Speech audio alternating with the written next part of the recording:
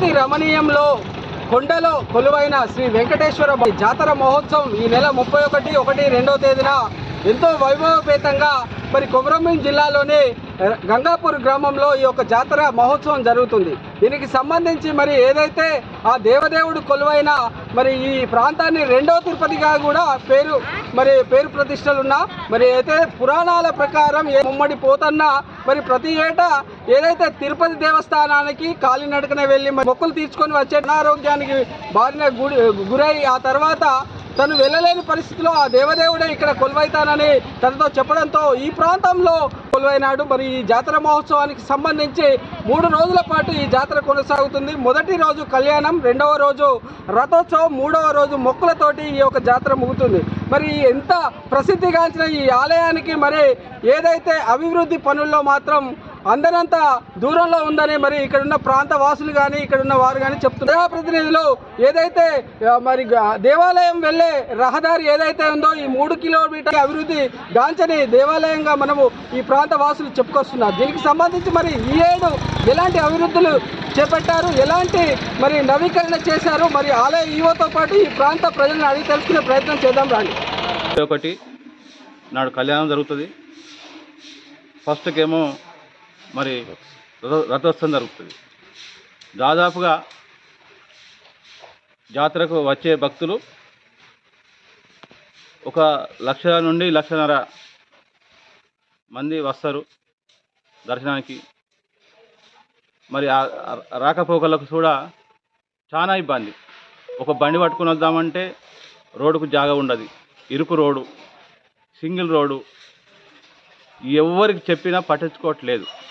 మరి గతంలో టీఆర్ఎస్ ప్రభుత్వం ఉన్నప్పుడు మరి ఐక్యరెడ్డి గారు మినిస్టర్ ఉండే ఇక్కడ మాకు దేవాదాయ శాఖ, నేను చేపిస్తానన్నాడు, ఆయన చేపించలేకపోయాడు. మరి ఎందరో ఎమ్మెల్యే గారు మరి మినిస్టర్లు ఇక్కడ వస్తాను పోతాను దర్శనాలు చేసుకుంటారు, కానీ మా టెంపుల్ మీద మాత్రం దయ చూపట్లేదు. మరి ఇది సెకండ్ తిరుపతిగా గావిస్తారు, వాస్తవం ఇది. కానీ నాయకులకు మాత్రం వచ్చే వరకు ఎవరి మీద ఒకరు దొబ్బుతారు. ఇరుకు రోడ్డు, ఇక్కడ డబుల్ రోడ్డు ఉంటేనే, డబుల్ రోడ్డు సెంటర్ లైటు ఉంటేనే బాగుంటుంది, రాకపోకలకు ఇబ్బంది ఉండదు. మరి అది చేయాలని కోరుకుంటూ ఈ టెంపుల్ని దయచేసి అందరికి చెప్తున్నా, దీన్ని డెవలప్ చేయండి. వాగు పెద్దగా వాగు వస్తుంది ఇక్కడ, ఆ నాలకు కంపౌండ్ కావచ్చు, ఈ మెట్లు కావచ్చు అన్నీ కొట్టుకుపోయే పరిస్థితి ఉన్నది. దీనికి ఒక కరకట్ట కట్టి టెంపుల్కు బ్రిడ్జి వేసి భక్తులకు రాకపోకలకు వచ్చే విధానం. ప్రతి సంవత్సరం 42 లక్షలు 40 లక్షలు అంటే ఆదాయాన్ని బట్టి 43 లక్షలు ప్రతి సంవత్సరం ఆదాయం పెరుగుతూ ఉంటుంది. కానీ ఎండోమెంట్ వాళ్ళు మాత్రం ఈ జాతర నిర్వహించగానే ఎవరు కనిపించారు ఇక్కడ. ఆ డబ్బులు అకౌంట్లో వేసుకుంటారు. అరే మీ డబ్బులన్నీ ఏమైనా మేము అడిగితే, ఒక గ్రామస్తుని అడిగితే మేము కంట్రిబ్యూషన్ కట్టినాం, మేము అటు కట్టినాం, డబ్బులన్నీ అయిపోయినాయి అని చెప్తారు తప్ప కానీ ఇక్కడ ఎండోమెంట్ నుంచి కట్టిన డబ్బులు కట్టిన బిల్డింగ్స్ కానీ ఇక్కడ చేసిన దాఖలాలు అయితే మాత్రం లేవు. సో అండి కొంచెం కష్టం అవుతుందని అందుకే 2 days బిఫోర్ వచ్చినాం. చాలా అది రూట్లు అక్కడ మెయిన్ మళ్ళీ రైల్వే ట్రాక్ గేట్ పడడం చాలా మాకు స్ట్రెయిన్ అవుతుంది. అందుకే మేము ఎవ్రీ ఇయర్ 2 days ముందు వచ్చిపోతున్నాం. సో ఎక్కడి నుంచి వస్తారు? మేము ఆసిఫాబాద్, కొమరంభీం డిస్ట్రిక్ట్. సో ఇక్కడ ఎలాంటి సౌకర్యాలు ఉండాలి మహిళలకు కానీ, భక్తులకు కానీ, వృద్ధులకు కానీ? అదేవిధంగా ఈ 2 రోజులు ముందు వస్తారు, వాళ్ళకు వసతికి సంబంధించి ఎలాంటి సౌకర్యాలు ఉంటే బాగుంటుంది?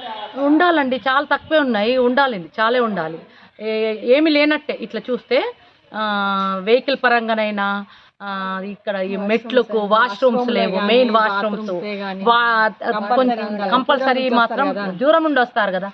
ప్రధానంగా ముఖ్యంగా మహిళలు చెప్పుకోలేని కొన్ని అంశాలు కావాలి. చాలా మహిమగల్ల దేవుడే. మెయిన్ ఏమంటే తిరుపతి దేవుడే ఇక్కడ వెలిసిండు అంటారు. మాగా పౌర్ణిమ రోజు అక్కడ అతను ఉండడు, ఇక్కడికే వస్తారని పెద్దల నానుడి.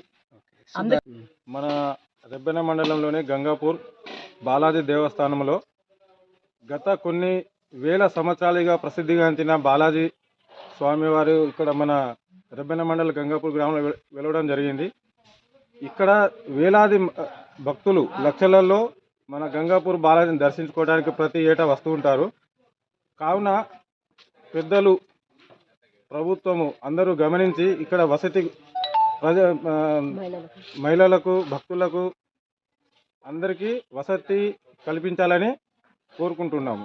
సో రహదారి విషయానికి రహదారి కూడా బాగులేదు, అది కూడా మంచిగా చేయాలి, బాగా చేయాలని చెప్పేసి అన్ని ప్రతి ఒక్కటి ఇక్కడ వాటర్ సౌకర్యం కానీ, టాయిలెట్ కానీ, రోడ్ సౌకర్యం కానీ, ఇప్పుడు మన ఎవరైనా పుట్టెంటుకలు తీసుకుంటారు, దానికి కూడా ఇక్కడ మంచి సౌకర్యం కల్పించాలని కోరుకుంటున్నాం. ప్రతి ఏటా మాఘశుద్ధ పౌర్ణమి రోజు మరి ఏదైతే కొమరంభీం జిల్లాలోని గంగాపూర్ గ్రామంలో వెలిసిన శ్రీ బాలాజీ వెంకటేశ్వర స్వామి మరి ఏదైతే జాతర వేడుక ఎంతో వైభవపేతంగా జరుగుతుంది. దీనికి సంబంధించి మరి పండితుడు మనతోటున్నాడు. మరి ఈ 3 రోజుల పాటు జరిగే మరి జాతర ఏ విధంగా జరుగుతుంది, పూజా నియమాలు ఏంటిది, ఏ కార్యక్రమాలు ఎలా జరుగుతాయని అడిగి తెలుసుకుందాం. చెప్పండి పండిత్ గారు, ఈ 3 మాఘశుద్ధ పౌర్ణమి నుంచి జరిగే ఈ జాతర విశేషాలు ఏంటిది, ఏ కార్యక్రమాలు ఉంటాయి ఆ రోజు? ఈ బాలాజీ వెంకటేశ్వర స్వామి యొక్క ఈ మాఘ పౌర్ణమి రోజున స్వామివారి యొక్క రథోత్సవ కార్యక్రమం జరుగుతాయి. దానికన్నా ముందు రోజు స్వామివారి యొక్క కళ్యాణ వైభవం కార్యక్రమం కూడా జరుపుతాము. తర్వాత మాఘ పౌర్ణమి తర్వాత రోజున స్వామివారి యొక్క నిత్య పూజలు, అర్చనలు, భక్తుల యొక్క దర్శనాలు కూడా జరుగుతాయి. సుమారుగా ఎంతమంది భక్తులు ఇక్కడికి వచ్చి అశేష సంఖ్యలో భక్తులు ఈ జాతర కార్యక్రమంలో పాల్గొని స్వామివారి యొక్క దర్శనం చేసుకొని తీర్థప్రసాదాలు కూడా స్వీకరించారు. తెలంగాణ రాష్ట్రంలో ఉమ్మడి ఆదిలాబాద్ జిల్లాలో ప్రస్తుతం కుమరంభీం ఆసిఫాబాద్ జిల్లా రెబ్బెన మండలం గంగాపూర్ గ్రామంలో కొలువై ఉన్న శ్రీ బాలాజీ వెంకటేశ్వర స్వామివారు భక్తులకు కోరుకున్న కోరికలు తీర్చే కొంగు బంగారమైన స్వామిగా పేరు ప్రఖ్యాతులు ప్రసిద్ధిగాంచారు. ఈ దేవాలయం ప్రస్తుతము దేవాదాయ ధర్మాదాయ శాఖ ఆధీనంలో పరిపాలన కొనసాగుతుంది. నేను ఇటీవల మన జనవరి 1 నాడు ఈ దేవాలయంకు కొత్తగా ఈవోగా ఛార్జీ తీసుకోవడం జరిగింది. ఇక్కడ పరిస్థితులను అవగాహన చేసుకోవడానికి నాకు ఒక 10-15 రోజులు సమయం గడిచిపోయింది. అయినప్పటికీ గ్రామస్తుల సహకారంతో, కమిటీ వారి సహకారంతో, ఇక్కడ పుర ప్రముఖులు, దాతలు అందరి పెద్దల సహకారంతో జాతర మాఘ పౌర్ణమిని పురస్కరించుకొని తేదీ 31 నుంచి 2వ తారీఖు వరకు, ఫిబ్రవరి 2 వరకు జరుగు జాతర మహోత్సవంలకు గాను ప్రతి సంవత్సరం లాగానే ఏర్పాట్లను ఎక్కువగానే చేస్తున్నాము. స్వచ్ఛంద సేవా సంస్థల ఆర్గనైజేషన్, ఎన్సీసీ, ఎన్ఎస్ఎస్ సేవా సంస్థల వారి సహాయ సహకారంతో, అన్ని ప్రభుత్వ శాఖల సమన్వయంతో భక్తులకు ఎలాంటి ఇబ్బందులు కలగకుండా దర్శన వసతి, నీటి వసతి, తాత్కాలిక షామియానాల వసతి మొదలగునవి ఏర్పాటు చేయడం జరుగుతుంది. వాహనముల పార్కింగు మరియు పోలీసు బందోబస్తు, హెల్త్ క్యాంపు, నీటిపారుదల శాఖ వారిచే మనకు బ్రిడ్జి కింద కూడా నీళ్లు లేకుండా మరియు ఆర్డబ్ల్యూఎస్ వారితో త్రాగునీటి శాశ్వత వసతులకు సంబంధించి ఎలాంటి శాశ్వత వసతులు ఉన్నాయి ఇక్కడ నాకు తెలిసినంత వరకు భక్తులకు కనీసం మౌలిక వసతులు లేవు అని చెప్పవచ్చు. ఎందుకంటే ఇక్కడికి ప్రధానంగా ఇక్కడ నిధుల కొరత సమస్య. మనకు ప్రభుత్వం నుంచి ఎలాంటి గ్రాంటు రాదు. మనకు వచ్చిన దేవాదాయ శాఖకు వచ్చిన ఆదాయము దేవాదాయ శాఖకు కాంట్రిబ్యూషన్స్ పోగా మిగిలిన నిధులు జాతర ఉత్సవాలకు, సంవత్సర నిర్వహణ సిబ్బంది జీతభత్యాలకు పోగా మనకు కనీసం ఒక 3-4% కూడా మిగులు నిధులు ఉండవు. సో గత సంవత్సరం ఎంత ఆదాయం వచ్చింది, ఆ విధంగా ఈ ఉత్సవానికి ఎంత ఆదాయాన్ని సుమారుగా 42 లక్షలు వచ్చినట్టుగా తెలిసింది. ఈ సంవత్సరం సమ్మక్క సారలమ్మ జాతర ఉండడం వల్ల ఒక 5-6 లక్షల ఆదాయం తగ్గవచ్చు అని అంచనా. ఈ భూములకు పంట నష్టపరిహారము ప్లస్ ఈ వాగులో రోడ్లు చేయడము, ఆ బ్రిడ్జి కింద అవుట్ గోయింగ్ రోడ్డు, ఇన్కమింగ్ రోడ్లు, వీటికే సుమారుగా ఒక 8 లక్షల వరకు వృధా ఖర్చులు అవుతున్నాయి. అనంతరము దీనికి ఒక డిపిఆర్ ప్రాజెక్ట్ రిపోర్ట్ తయారు చేసుకొని స్థానిక ఎమ్మెల్యే ద్వారా, ప్రజాప్రతినిధుల ద్వారా ప్రభుత్వానికి నివేదించి శాఖాపరమైన అనుమతుల కొరకు మా శాయశక్తుల ప్రయత్నం చేసి ఇక ముందు భక్తులకు శాశ్వత సౌకర్యాలు కల్పించడంలో మేము ప్రత్యేక శ్రద్ధ కనబరుస్తామని ఈ సందర్భంగా భక్తులందరూ కూడా జాతర ఉత్సవాలకు ఇచ్చేసి శ్రీ స్వామివారిని దర్శించుకొని ధన్యులు కావాల్సిందిగా కోరుతున్నాను. మన దేవాదాయ శాఖ ఇంజనీరింగ్ విభాగము దీని ఆగమ శాస్త్ర పండితులను ఒకసారి విజిట్ చేయించి దీనికి మాస్టర్ ప్లాన్ తయారు చేయించి వారి యొక్క సలహా సంప్రదింపుల మేరకు దానికి ప్రభుత్వానికి బడ్జెట్ మంజూరు గురించి నివేదికలు కమిషనర్ ద్వారా ప్రభుత్వానికి సమర్పించి శాశ్వత ప్రాతిపదికన ఎలా చేస్తే బాగుంటుందనేది ఉన్నతాధికారులను ఒకసారి విజిట్ చేయించి దానికి మేము డిపిఆర్ ప్లాన్ తయారు చేసి ప్రభుత్వానికి సబ్మిట్ చేసి ఇన్ ఫ్యూచర్లో అంచెలంచెలుగా కొద్దిగా మనము అభివృద్ధి కార్యక్రమాలు చేసుకొని భవిష్యత్తులో భక్తులకు ఎలాంటి సమస్యలు రాకుండా చేయడానికి ప్రయత్నం చేస్తాం. మొత్తం మీద దేవాలయానికి సంబంధించి ఈ ఆలయానికి సంబంధించి ఎన్ని ఎకరాల మేర ఇది మీ ఆధీనంలో ఉంది? ప్రైవేట్గా ఎన్ని ఎకరాలు మీరు ఈ యొక్క ఉత్సవానికి తీసుకుంటున్నారు? ఈ దేవాలయానికి మనకు భూమి అనేది ఏం లేదండి. ఇది గుట్టపైన వెలిసిన క్షేత్రము. ఇది గంగానది తీరంలో ఉంది కాబట్టి ఈ గంగానది ప్రాంతాన్ని మనం వినియోగించుకుంటున్నాము. దీనికి భూములు ఉన్నాయని కొంతమంది అంటున్నారు, లేవని కొంతమంది అంటున్నారు. మా రికార్డ్స్ ప్రకారంగానైతే మన దగ్గర ఏమీ లేదు. ఈ ప్రైవేటు భూములు దాదాపుగా మనం ఒక 30-35 ఎకరాల వరకు మనము ఈ పార్కింగ్ ప్లేస్లు, తై బజారు, ఈ బైపాస్ రోడ్ల నిమిత్తము, ఈ పార్కింగ్ నిమిత్తము, గుట్టపైన కేబీబీ స్కూల్ ముందర పార్కింగ్ నిమిత్తము ఇవన్నీ కూడా మనకు తీసుకొని నష్టపరిహారం ఇవ్వడము, క్లీనింగ్ చేయించడము, ఇదంతా కూడా మనకు అదనపు భారంగా పడుతుంది.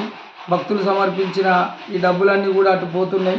ఇది అటు పోకుండా ప్రభుత్వం తరపున ఈ భూమిని కూడా ఎలినేషన్ చేసి దేవాలయాన్ని కేటాయించడానికి కూడా మా దేవాదాయ శాఖ ల్యాండ్ సెక్షన్ నుంచి కూడా ప్రపోజల్స్ పంపించడానికి మేము కమిటీ వారి సూచనల మేరకు ముందుకెళ్తామని చెప్తున్నాం.